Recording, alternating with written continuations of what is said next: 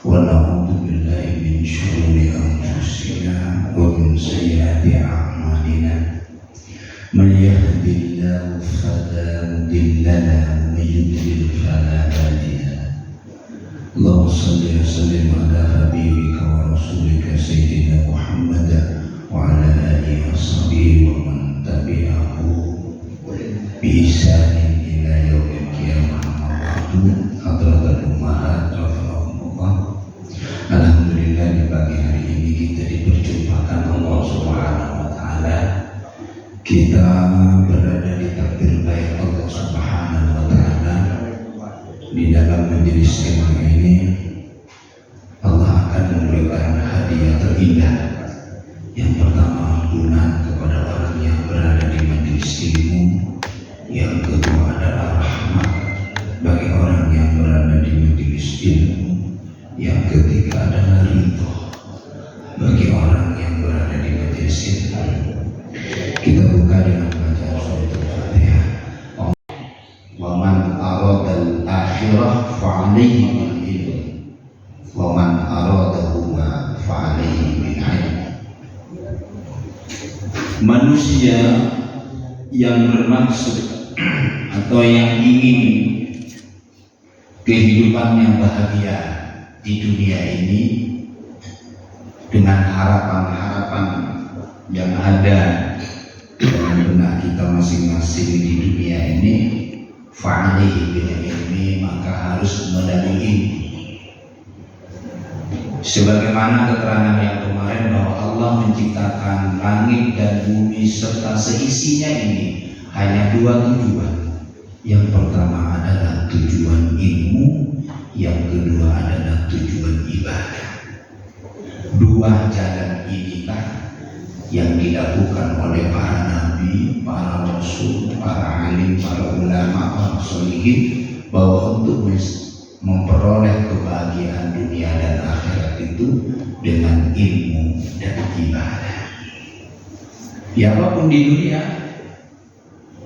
untuk mencapai sesuatu, untuk menaklukkan sesuatu di dunia ini, ya dengan ilmu.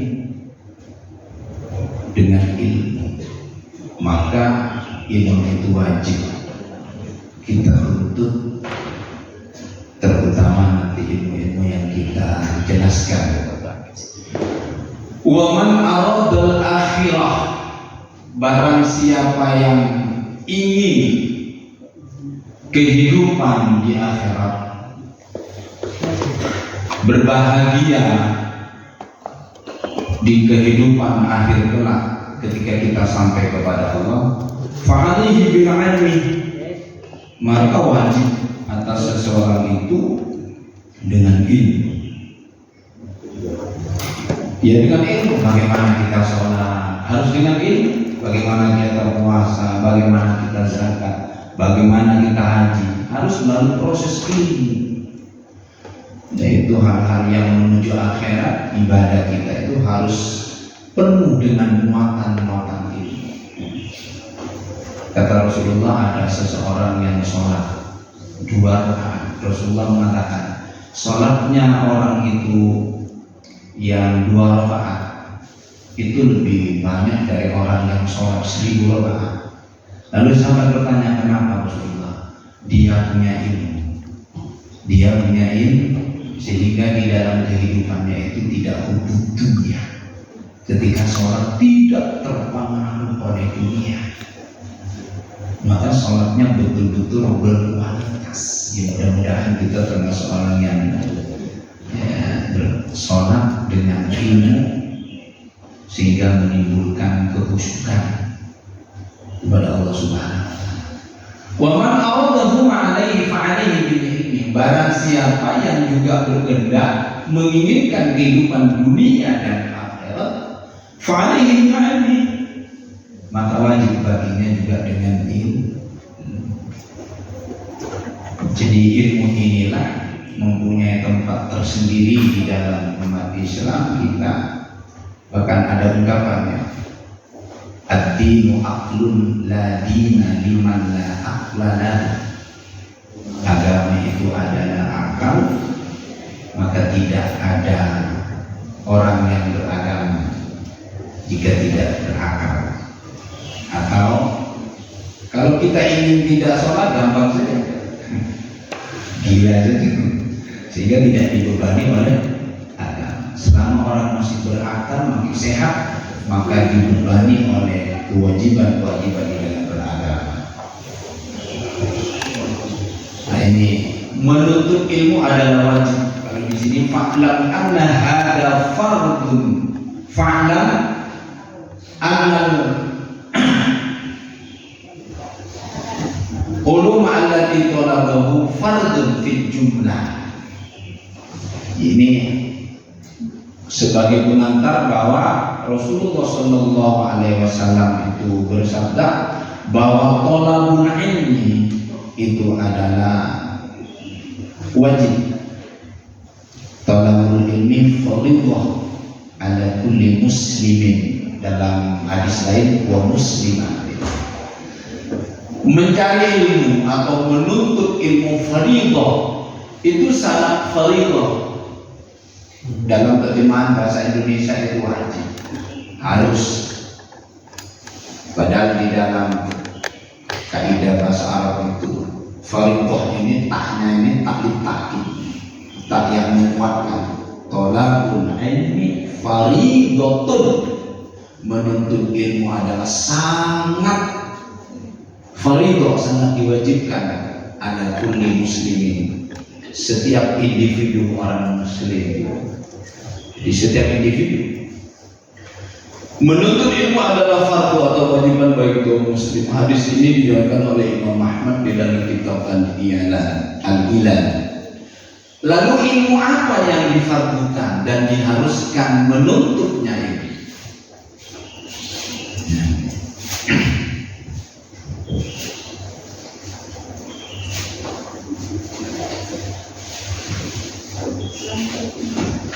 Kalau memang menuntut ilmu itu wajib, ilmu apa saja, ilmu bukan. Ilmu itu tarakkum, ilmu itu sangat bertingkat-tingkat, ilmu itu sangat bertumpuk-tumpuk. Andai kata kita hidup di dunia ini belajar ilmu, ya tidak bisa, tidak mampu untuk memperoleh ilmu secara sempurna. Sehingga di sini ada yang wajib, yang harus, dan juga apa batasan yang tidak boleh tidak bagi seorang memperoleh ilmu.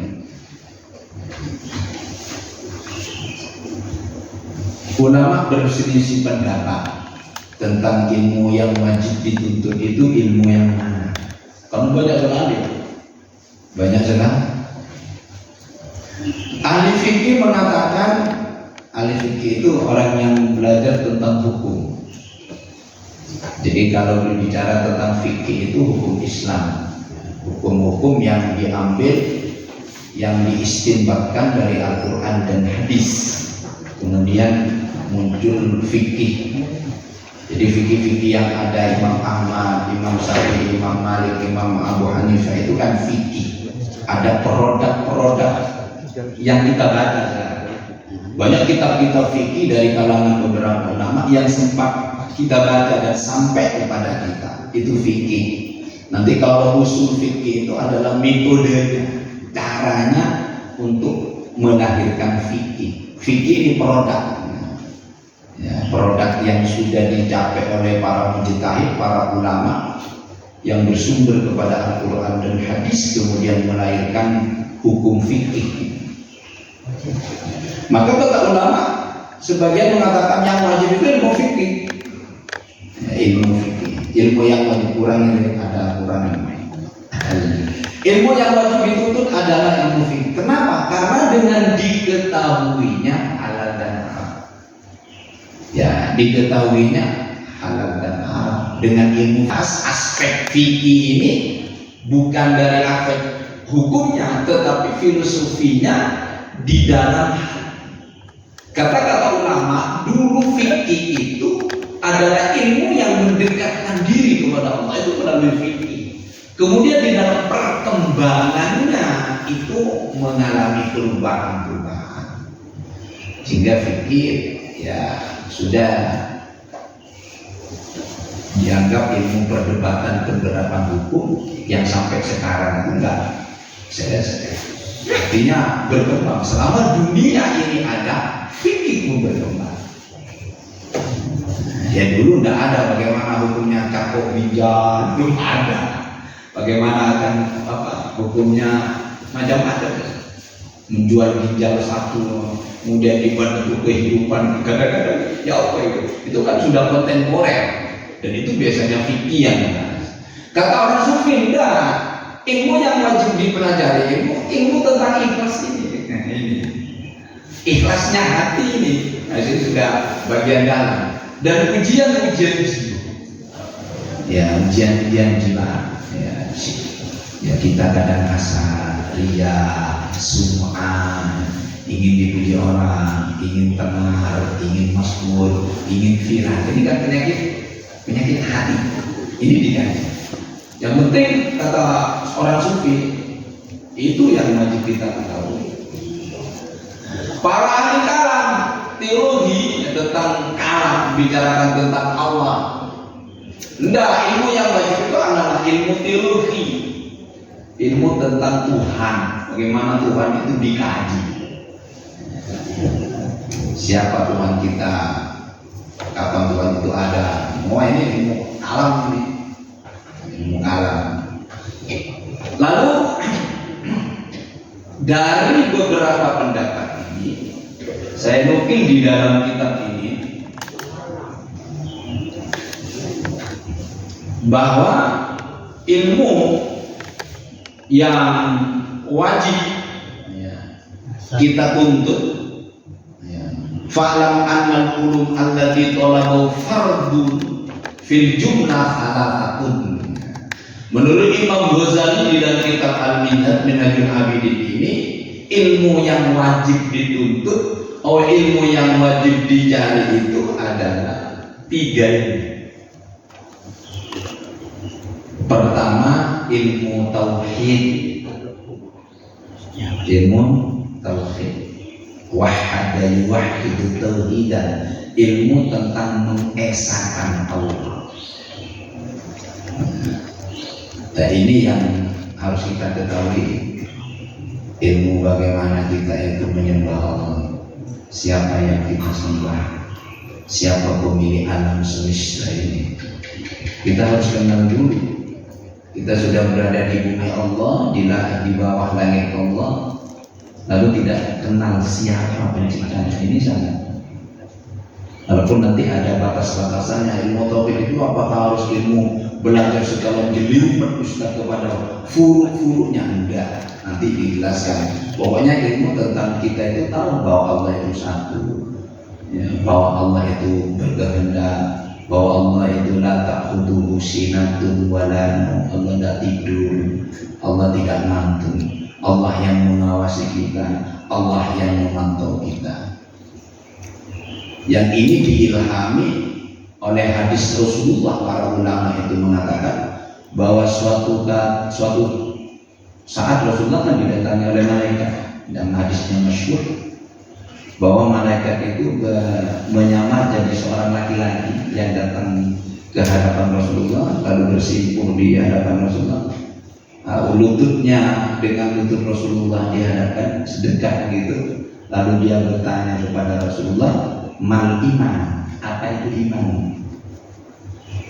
Rasulullah menjawab, antuk minabillah, antuk minabillahi, antuk minabillahi wa kutubihi wa rusulihi, terus wal yaumil akhir wa qadrihi khairihi wa syarrihi. Jadi iman kepada Allah, iman kepada kitab Allah, iman kepada Rasul Allah, iman kepada hari akhir, terus iman kepada qadar, takdir, qadar Allah. Iman kepada Allah, kepada kitab Allah, malaikat Allah, utusan Allah, yaumal akhir. Kemudian apa yang terakhir adalah qadrihi khairihi wa syarrihi, yaitu tentang takdir. Ya, rukun iman yang 6 itu. Nah, itu adalah ilmu tauhid. Itu pokok sekali. Orang banyak tidak percaya ada takdir sehingga hidupnya itu mengatakan bahwa takdir itu kejam. Kita ini sudah duduk di sini sudah dalam takdir Allah. Kita berada di perumahan Sekardangan Indah itu bukan kebetulan, bukan kebetulan. Itu sudah dalam takdir Allah. Qada dan qadar Allah itu kita diletakkan di sini. Ya disyukuri berbuat baik di sini. Tapi saya kadang-kadang bertanya sendiri, tidak pernah saya bermimpi itu bisa ngaji di sini, tidak pernah. Hidup di kota itu tidak pernah. Sampai punya rumah di sini tidak pernah. Bukan faktor kebetulan. Ini sudah dalam takdir Allah. Wong daun yang jatuh di tengah malam itu takdir Allah. Daun kering yang jatuh di tengah itu daun. Itu dah, apalagi kehidupan kita. Itu sudah takdir Allah. Dan kita wajib percaya kepada takdir Allah sebagai sumber ketenangan. Kalau orang tidak bertanya takdir, tidak tenang hidupnya. Tidak tenang. Kalau kita punya takdir, alhamdulillah. Diberikan segini, alhamdulillah. Hidup di sini, alhamdulillah. Itu salah satu bahwa kita itu percaya takdir baik dan buruk. Takdir baik yang Allah menentukan, takdir buruk yang menentukan juga Allah. Tetapi manusia dalam konsep Ahlus Sunnah ada ikhtiar. Ada ikhtiar. Makanya kita itu terbebas dari kaum-kaum seperti Jabariyah yang disebut termasuk bid'ah Jabariyah ini, bahwa mengatakan af'alul ibad minallah la minan nas. Pekerjaan manusia itu sudah dari Allah. Saya duduk, saya bicara Allah. Nah ini kan ekstrim namanya. Saya berada di masjid Allah, saya berada di warung Allah. Itu af'alul ibad minallah. Semua perilaku manusia menurut paham Jabariyah ini adalah dari Allah. Ya niatnya mungkin ingin memurnikan Allah, tapi salah.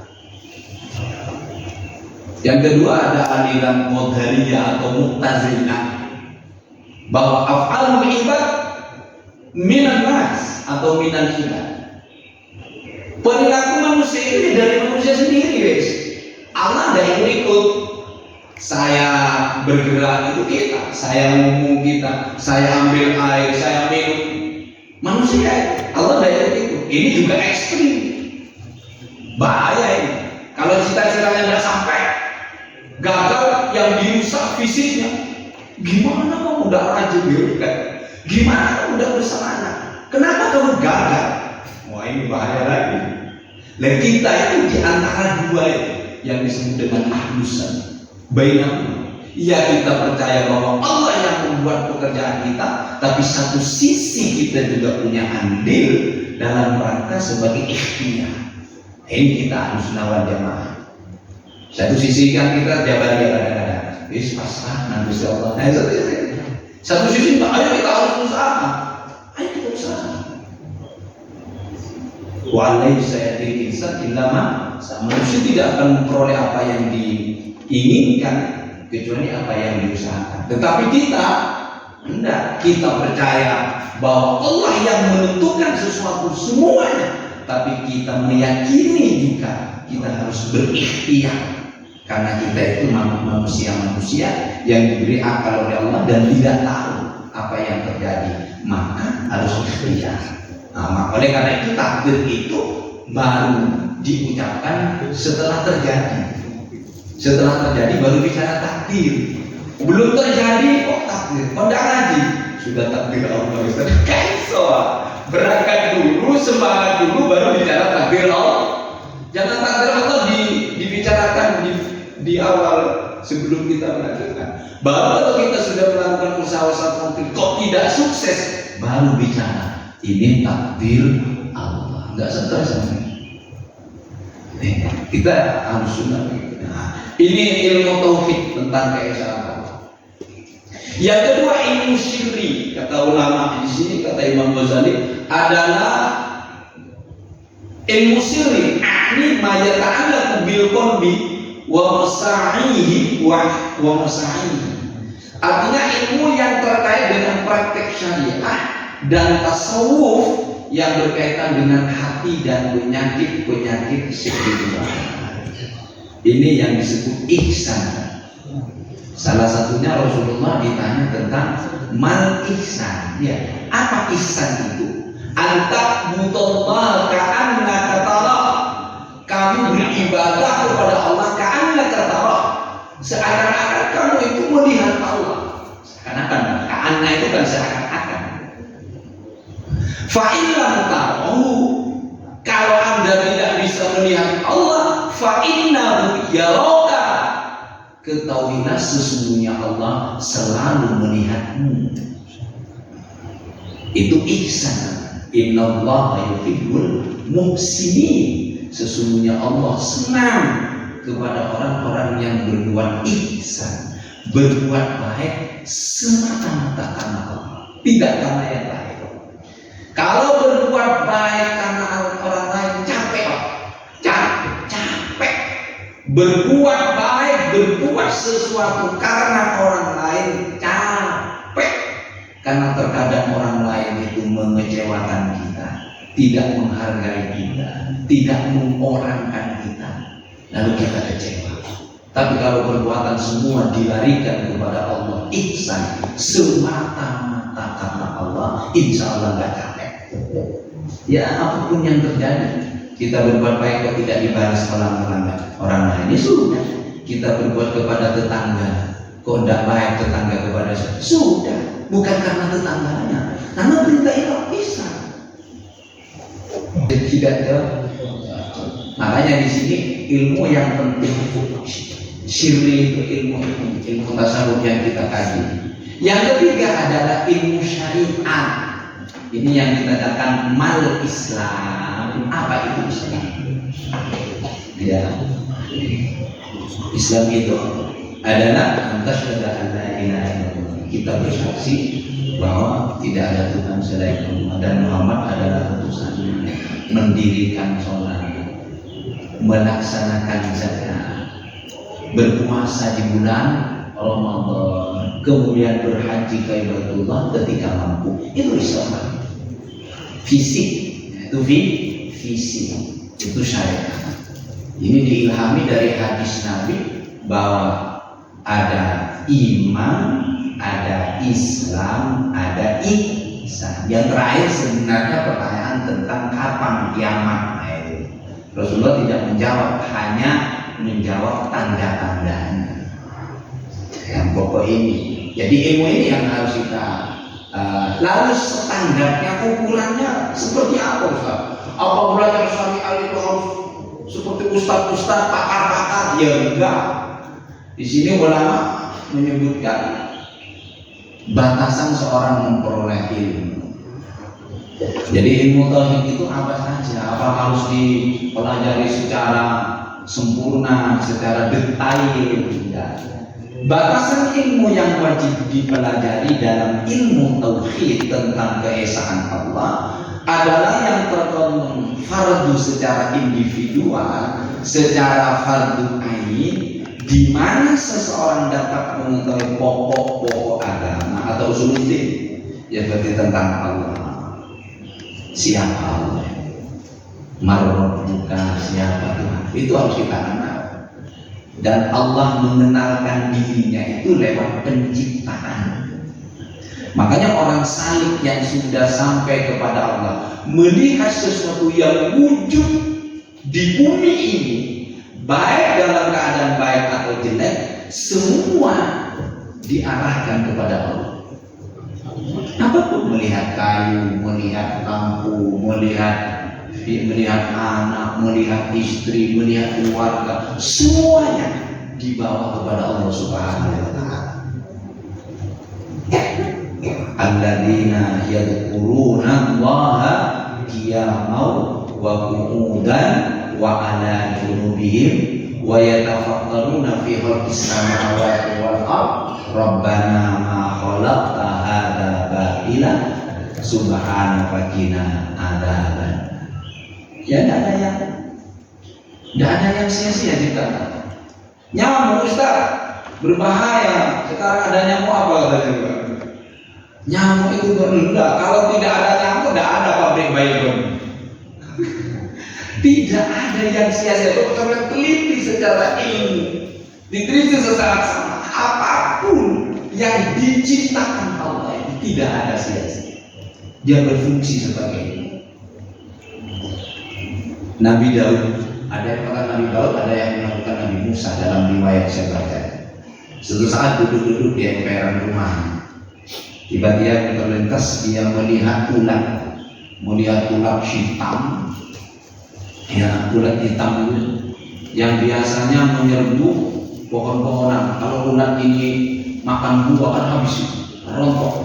Ya, buah apa? Daunnya rontok, buahnya ada. Pokoknya ada ulat yang bisa merontokkan semua daun-daunan. Lalu Nabi Daud itu ngomong begini, ulat, kamu kok diciptakan kok merusak?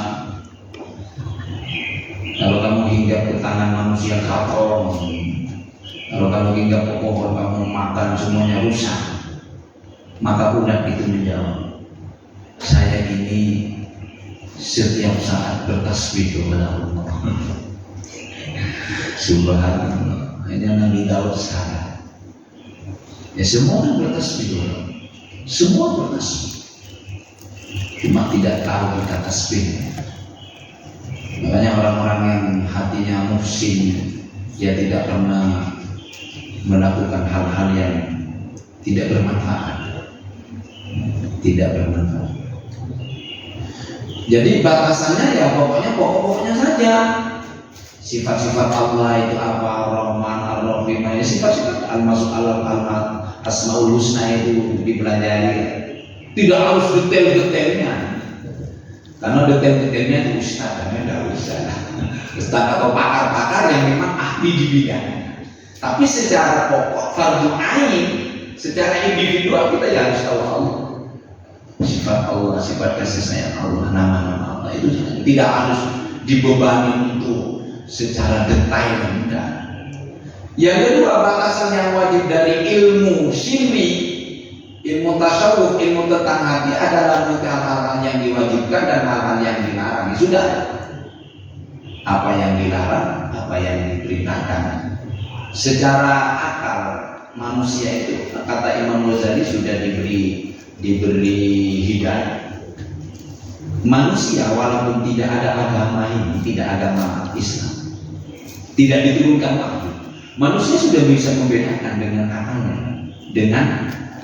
Manusia bisa membedakan baik dan buruk dengan akal, bukan halal haram. Halal haram itu kan bahasa agama. Bahasa akal, baik buruk, manusia itu tahu. Baik buruk itu tahu. Mencuri itu baik atau buruk menurut akal, bahkan menurut agama, menurut akal. Mencuri haknya orang baik atau tidak? Tidak baik. Itu secara belum agama. Menghina orang baik atau buruk secara akal?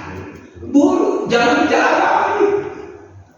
Agama itu pelengkap dan penyempurna yang membenarkan, yang meluruskan. Tapi secara umum kita itu sudah bisa membedakan mana baik dan mana buruk. Kenapa? Dibekali akal dengan Allah. Kalau saya tidak dibekali akal, nggak tahu di mana-mana bisa ngomong kayak terus.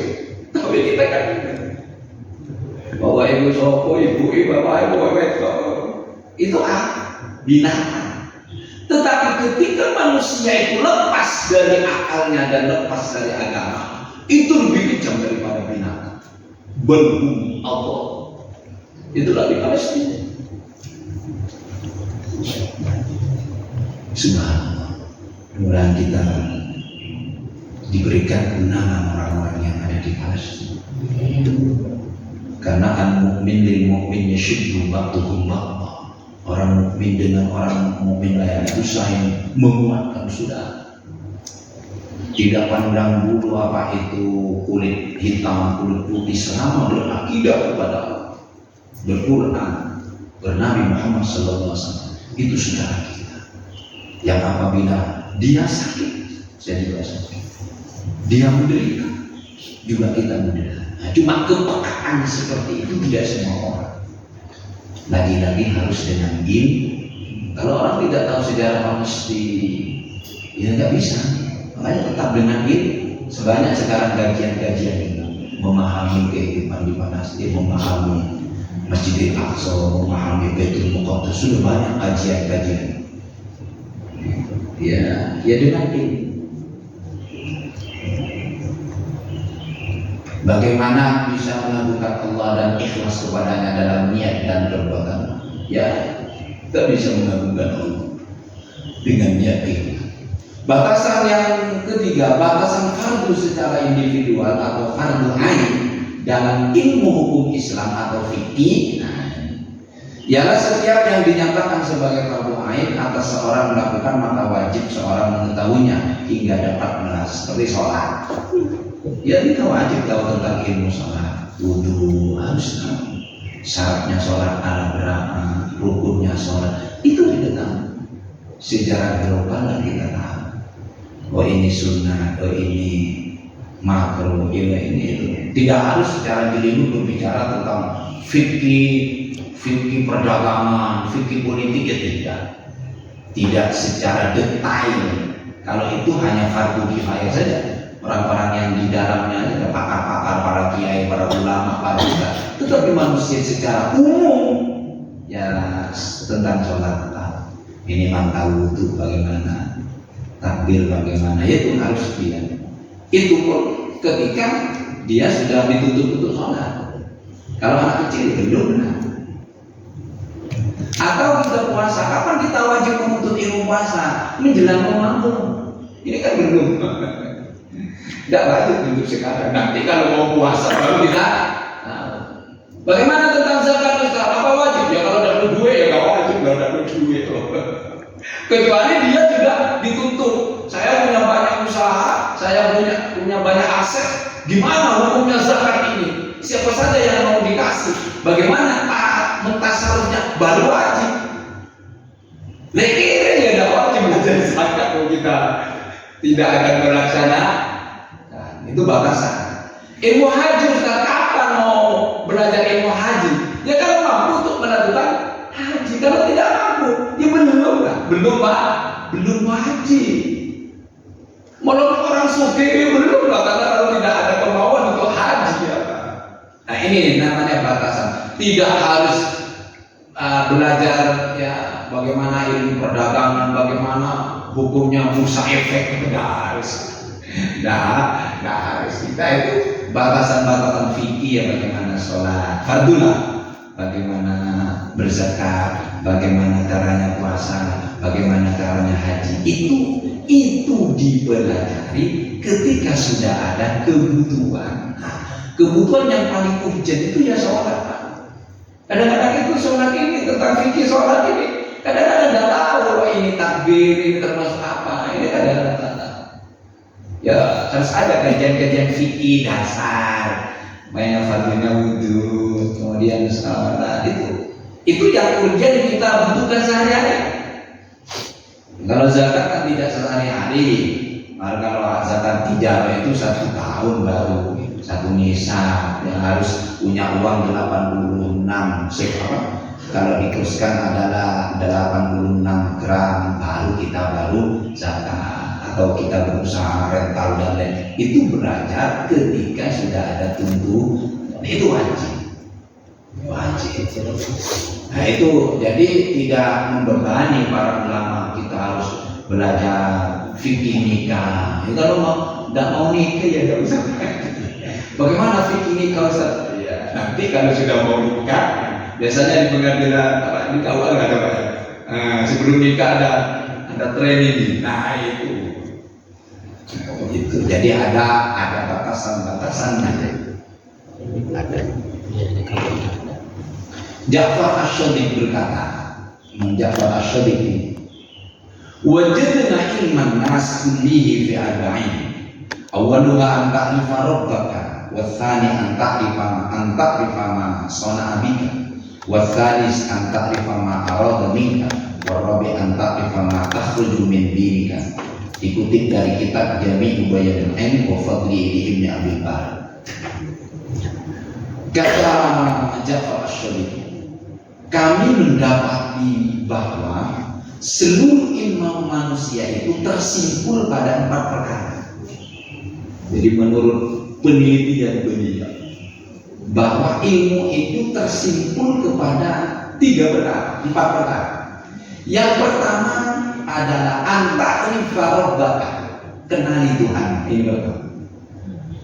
Makanya ayat yang turun surat Al-Alaq ya, 5 ayat dimulai dengan Iqra bismi rabbik, itu tauhid. Bacalah bismi rabbika dengan menyebut nama Rabb. Iqra bismi rabbikal ladzi khalaq. Berarti Allah itu pencipta. Ya harusnya segala sesuatu itu diciptakan oleh Allah. Kita ini diciptakan Allah, maka harus kenal. Ada ungkapan man arafa nafsahu arafa rabbahu. Itu bukan hadis, ada ulama mengatakan qaululan. Man arafa nafsahu arafa rabbahu. Barang siapa tahu tentang dirinya, dia akan tahu. Tidak usah jauh-jauh. Orang ingin bersyukur itu tidak usah harus mikirin langit terlalu jauh, bagaimana bumi terlalu jauh. Dirinya bisa ngomong, bisa berkedip, bisa merasakan ini asin, oh ini tawar, oh ini pahit, oh ini manis. Itu karena apa ini? Coba andai kata kita sudah tidak bisa merasakan pahit, asin, masam, ya Allah, betapa kita itu susahnya. Kita makan gula kok asin, badut disuruh tiba. Tidak usah ke jauhnya, tidak usah. Kenali diri. Siapa yang mengatur jantung?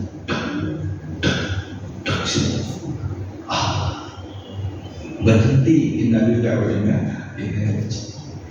Subhanallah. Ulama itu banyak nangis ketika mikirkan diri. Bagaimana? Coba alis ini, alis. Rambut yang di alis ini kok tidak sama durasinya dengan rambut yang di kepala. Coba tumbuhnya rambut di alis itu sama tumbuhnya di kepala. Bagaimana kita tidak bisa melihat? Subhanallah. Ini kan sama-sama tumbuh, tapi tidak sama subuhnya tumbuh dengan rambut ini. Andai kata alis kita sama posisinya tumbuhnya dengan rambut, masya Allah, tidak bisa melihat. Atau hidup kita menghadap ke atas, bagaimana bicara? Subhanallah, Allah ya Allah sangat sempurna sekali menciptakan manusia, menciptakan diri. Makanya man arafa nafsan arafa, kenalilah Tuhan melalui diri. Ini yang pertama menurut penelitian. Yang kedua adalah anta'rifa ma sana'a bika, kenalilah apa yang dia perbuat terhadapmu. Apa yang telah Allah perbuat terhadap saya. Masya Allah. Wa in ta'uddu nikmatallahi la tuhsuha. Jika ingin mencoba-coba kita menghitung nikmat Allah ini, la tuhsu, dalam siapa yang mampu menghitung nikmat Allah? Yaitu kenali apa yang dia perbuat terhadap ya Allah. Allah maha baik sekali kepada kita.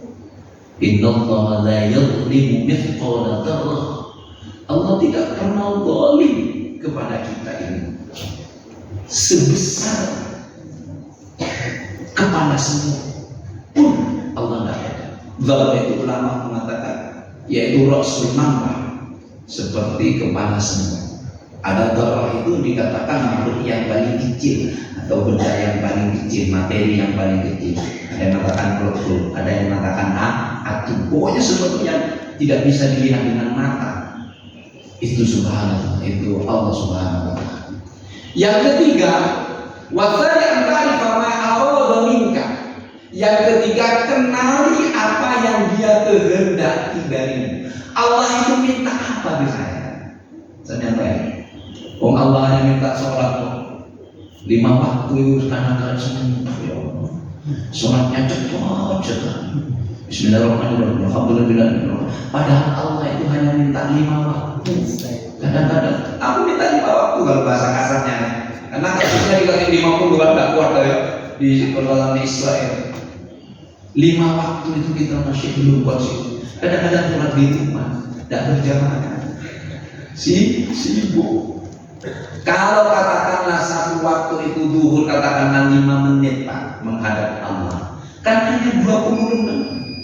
Yang keempat, apa yang menjadikan kamu keluar dari agama? Kenapa kamu tidak mau masuk agama Islam? Keluar dari, atau yang ada sudah di agama Islam, kenapa kau keluar? Ini yang harus dipertanyakan. Semua kalau di dalam Al-Quran ini, wala tamutunna illa wa antum muslim. Jangan mati kalian itu kecuali membawa Islam. Lantas apakah ilmu yang bermanfaat itu? Allah berfirman kepada Nabi Adam, kepada Nabi Daud alaihissalam, hai Daud, pelajarilah ilmu yang bermanfaat. Nabi Daud menjawab, ya Tuhanku, apakah ilmu yang bermanfaat itu? Allah berfirman, ya engkau mengetahui tentang kemuliaan dan keagunganku, juga tentang kebesaran dan kesempurnaan kekuasaanku atas segala sesuatu. Sebab itulah yang mendekatkan kepada. Jadi memperhatikan ya, keagungan Allah, langit tanpa cahaya, bumi dihamparkan. Afala yaduruna ilal ibili kaifa khuliqat wa ilas samai kaifa rufi'at wa ilal jibali kaifa nusibat wa ilal ardi kaifa sutihat. Fadzakir, berpikir, fa innama anta mudzakir. Mudzakir ini ilmu. Kalau orang tidak punya ilmu tidak bisa mudzakir. Orang yang punya ilmu itu hanya berpikir, memanfaatkan yang diberikan Allah itu untuk mendekatkan diri kepada Allah Subhanahu wa Ta'ala. Yang terakhir ini, menurut Al-Ghazali, dikatakan tidaklah Allah memberikan suatu ilmu kepada seseorang hamba, melainkan Allah memberikan kepadanya bersama ilmu itu kesantunan. Jadi orang yang punya ilmu itu buahnya orang yang sudah santun, tambah tinggi, tambah tamat, itu sudah punya ilmu. Yang kedua, akhlaknya sudah bagus. Orang yang sudah ngaji, orang yang sudah bermajlis taklim, ada akal, ada buahnya. Apa itu akhlaknya akan bagus. Dan lemah lembut kepada manusia, kepada orang sudah lemah lembut. Kenapa? Ilmunya sudah masuk. Itulah ilmu yang bermanfaat, kata Imam Ghazali. Yang terakhir, dalam Al-Quran Allah mengajari Rasulnya agar meminta ilmu ini. Wa qur rabbi zidni ilma. Ini harus diminta. Wa qur rabbi zidni ilma, dan katakanlah wahai Tuhanku, Rabbi zidni, tambahilah aku ilmu. Jadi ini doa. Yang terakhir, Rasulullah SAW sering berdoa setelah salat subuh. Hadis Nasai dan Muslim, Allahumma inni as'aluka ilman nafi'a, ilmu, wa rizqan thayyibah, rezeki yang bagus yang halal, wa amalan mutaqabbalan, dan amal yang diterima. Mudah-mudahan ini menjadi ilmu yang barokah sedikit, karena kita ada yang ikut Pak Malasir ke acara ini. Mudah-mudahan dibarokah ya Allah Subhanahu. Kalau ada pertanyaan, gini mau sebelum itu. Tapi Allah itu Pak bisa dulu pada kesempatan tadi.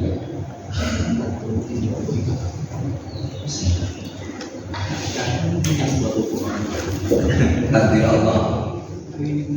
Takdir itu kan batasan. Apa takdir itu kan standar atau takdir ukuran, bahasanya takdir ukuran. Jadi ada qada, ada takdir Pak ya. Kalau qada itu ketetapan Allah yang sudah ditulis di Lauhul Mahfuz 50.000 manusia sebelum diciptakan. Itu sudah ditulis. Itu namanya qada. Tulisan saya ngaji itu sudah ada di sini. Qadarnya itu baru sekarang. Takdirnya baru sekarang. Jadi takdir itu implementasi daripada catatan tadi.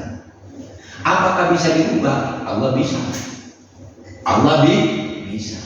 Bisa catatan dirubah dengan Allah. Di dalam Al-Quran, innallaha la yughayyiru ma biqaumin hatta yughayyiru ma bi anfusihim. Itu ada yang mengatakan bi anfusihim itu adalah nikmat. Ya, nikmat itu bisa menjadi tidak nikmat tergantung manusia. Nikmat mata kan melihat apa? Melihat yang baik. Ketika mata melihat maksiat itu sudah dirubah oleh manusia. Padahal Allah memberikan nikmat mulut, suruh ngomong api.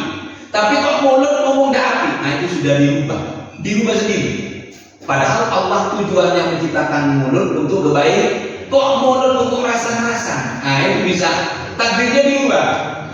Takdirnya yang semestinya ngomong mulut untuk ngomong yang api, kok ngomong yang jelek, itu dirubah oleh manusia sendiri. Bahkan tidak bisa berusaha merubah takdir kecuali doa. Jadi bisa, walaupun ketentuan takdir itu sudah ditentukan dengan Allah, tetapi kita kan bisa minta. Apa yang Allah itu bisa menetapkan dan bisa tidak menetapkan. Menurut Allah ya, menurut Allah bisa saja dirubah, bisa saja dirubah. Tetapi disinilah manusia itu, makanya ada 10 khotimah. Kalau kajiannya Gus Baha itu ada 10 khotimah, ada su'us-sabiqo. Su'us-sabiqo itu kejelekan yang sudah ditentukan di langit mahfud itu. 10 khotimah ini baik jelek akhirnya itu ditentukan di sini. Ada husnul khotimah, ada husnus sabiqo, atau su'ul khotimah, ada su'us sabiq. Kita sudah ditentukan dengan Allah surga atau neraka. Tapi kan kita tidak tahu. Ketidaktahuannya inilah kita yang minta berdoa. Insya Allah begitu kan? Insya Allah. Jadi kita tidak tahu takdir kita api apa jelek, tetapi kita diberi akal oleh Allah untuk menggiring kehidupan kita itu ke takdir yang baik. Insya Allah. Mudah-mudahan takdir kita sekarang ini kita ditakdir baik oleh Allah. Belum tentu besok. Belum tentu. Mudah-mudahan kita selalu berada dalam takdir Allah yang baik. Bismillahirrahmanirrahim. Alhamdulillahirabbil alamin. Hamdan yuwafi ni'amahu wa yukafi mazid. Ya Rabbana lakal hamdu kama yanbaghi li jalali wajhik. Kita berdoa ya Allah kepada Allah agar keluarga kita diberikan keberkahan. Ya Allah, berikan keberkahan keluarga kami, keberkahan anak-anak kami, keberkahan ilmu kami, ya Allah, keberkahan lingkungan kami, keberkahan anak cucu keturunan kami, ya Allah.